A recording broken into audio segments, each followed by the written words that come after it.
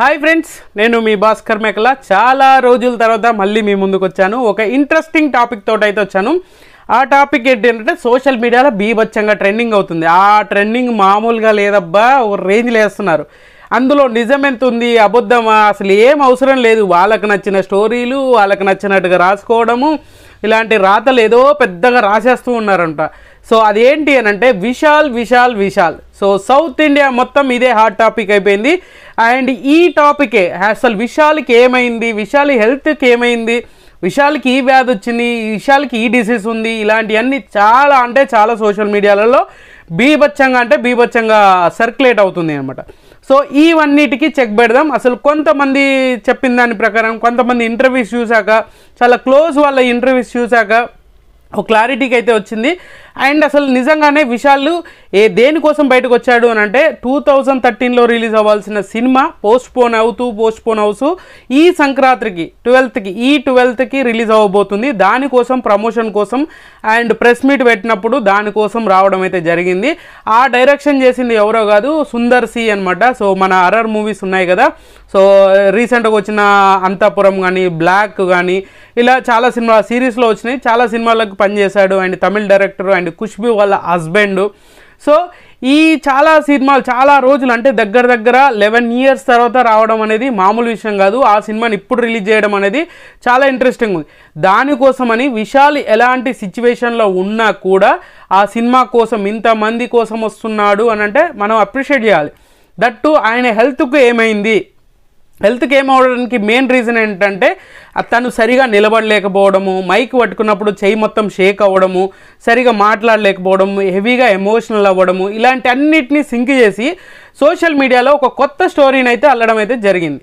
So ఇది చాలా ఇంట్రెస్టింగ్గా ఉండేటట్టుగా అల్లుతూ ఉన్నారన్నమాట. ఏకంగా ఈ సినిమాలో ఈ స్టంట్ చేసేటప్పుడు తనకి ఈ యాక్సిడెంట్ అయింది, దానివల్లనే ఇలా అయిపోయాడు, మొత్తానికి చాలా డిసీజ్ అయిపోయింది, ఇంకెప్పట్లో చాలా కోలుకోలేరు, ఇలాంటివన్నీ చేస్తున్నారు. సో అసలు నిజంగా ఈ మదగజరాజా మూవీ 11 years తర్వాత రావడము, అండ్ సంతానం గారు దీంట్లో మెయిన్ రోల్ ఉండడము, అతను కూడా లేకపోవడము, అండ్ హీరోయిన్ అంజలి ఉన్నారు, వన్ ఆఫ్ ది హీరోయిన్ అనమాట. తర్వాత వరలక్ష్మి శరత్ కుమార్ గారు ఉన్నారు.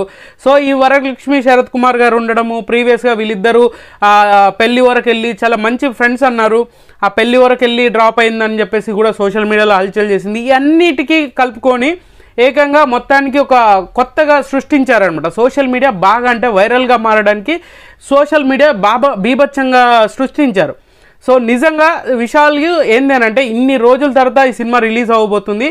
సో మనం ఎలాంటి పొజిషన్లో ఉన్నా కూడా ఖచ్చితంగా మనం అనేది ఈ సినిమా కోసం వెళ్ళాలి. మనం వెళ్తే కానీ సుందర్కి హెల్ప్ అవుతుంది, అండ్ డైరెక్షన్ సుందర్ కాబట్టి హెల్ప్ అవుతుంది, అండ్ ఈ సినిమా మీద మనం ఎంతో ఇష్టపడి చేసిన సినిమా కాబట్టి ఖచ్చితంగా వస్తారన్నమాట. సో అసలు నిజంగా రత్నం మూవీ అని కొంతమంది చెప్తున్నారు. వాడు వీడు మూవీకి తనకి ఒక స్టంట్ చేసేటప్పుడు కంటి దగ్గర ఒక దెబ్బ తాకింది, దానివల్ల నరాల వల్ల మొత్తం చితికిపోయాయి అనేటి చాలామంది చాలా స్ప్రెడ్ చేస్తున్నారు. కొంతమంది రత్నం మూవీ చేసేటప్పుడు చాలా దారుణంగా ఒక స్టంట్ చేసేటప్పుడు దాంట్లో బీభత్సంగా దెబ్బ తాకింది, దానికి కాలుకో దేనికో దెబ్బ తాకింది అని చెప్పేసి కూడా వీళ్ళే స్ప్రెడ్ చేస్తున్నారు. సో ఇక్కడ ఏంటంటే ఆ తర్వాత సినిమాలు చేశారు, ఆ తర్వాత కూడా చాలా బాగున్నాడు, తర్వాత కూడా చాలా మంచి సినిమాలు అయితే వచ్చినాయి. సో హిట్ ఆర్ ఫ్లాప్ తనైతే ముందుకెళ్తూనే ఉన్నాడు. సో అసలుగా ఇప్పుడు జరుగుతుంది ఏంటి అంటే ఈయనకి ఏ వ్యాధి ఉందో కాదు. సో మామూలుగా ఒక ప్రముఖ ఛానల్లో ఒక ఇంటర్వ్యూలో చెప్పింది ఖుష్బూ గారు అనమాట. సో మీరు కావాలనుకుంటే ఖుష్బూ ఇంటర్వ్యూలో చూడండి. సో అతనికి ఏమీ లేదు. ఆ ఈవెంట్కి వచ్చే ముందు 3 days నుంచి డెంగ్యూ అనమాట, చాలా సివియర్గా డెంగ్యూ వ్యాధి అనేది ఉంది. ఆ డెంగ్యూ వల్ల సో తనకి ఇమ్యూనిటీ లేకపోవడము, బాడీలో స్ట్రెంగ్త్ లేకపోవడము, ఇలాంటి సిచ్యువేషన్స్ ఉంటాయి ఖచ్చితంగా. మనకు డెంగ్యూ వచ్చినా ఎవరికి వచ్చినా కూడా ఆ బాడీలో స్ట్రెంగ్త్ అయితే ఖచ్చితంగా ఉండదు. సో అది మాత్రమే ఉంది. కానీ వీళ్ళందరూ బయట సోషల్ మీడియాలో జరుగుతున్న ప్రచారం లెక్క ఏదో వ్యాధి వచ్చింది, ఏదో అయిపోయింది, ఇంకా విషయాల పని అయిపోయింది, ఇంకా లేవలేని సిచ్యువేషన్, ఇలాంటివన్నీ చెప్పారు. సో ఆ ఈవెంట్ అయిపోయాక మళ్ళీ హాస్పిటల్కి వెళ్ళి తర్వాత ఇప్పుడైతే చాలా స్టేబుల్గానే ఉన్నాడు అని చెప్పేసి కూడా జరగడం అయితే జరుగుతుంది. ఆయన ఖుష్బూ గారు చెప్పడం కూడా జరిగింది అనమాట. సో ఇవన్నీ ఎందుకు స్ప్రెడ్ చేస్తున్నారు? ఏదో అయిపోయింది, ఏదో జరిగిపోయింది, ఏదో అయిపోతుంది అనే దాని మీద బాగా అంటే ఇంట్రెస్ట్ క్రియేట్ చేస్తున్నారు. సో వ్యూస్ కోసం మరీ ఇంత పిచ్చి రాతలు రాయాల్సిన అవసరం లేదు. సో ఇది ఎందుకు చేస్తున్నాను మెయిన్గా అంటే ఈ ఈ సోషల్ మీడియా ఏదైతే ఉందో దాన్ని ప్లాట్ఫామ్ చేసుకొని ఒక్కొక్కరు మామూలు కాదు మిలియన్స్ వ్యూస్ వచ్చేటట్టుగా హెడ్డింగ్లు పెట్టడం, ఇలా అసలు ఏం జరిగిందనేది ఇంటిమేషన్ చేయాలి.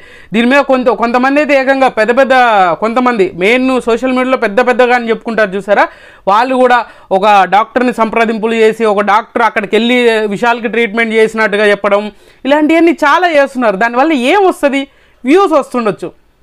బట్ విశాల్కి నిజంగా అలాంటి సివియర్గా ఉంటే ఖచ్చితంగా దాని మీద వాళ్ళే చెప్తారు కదా.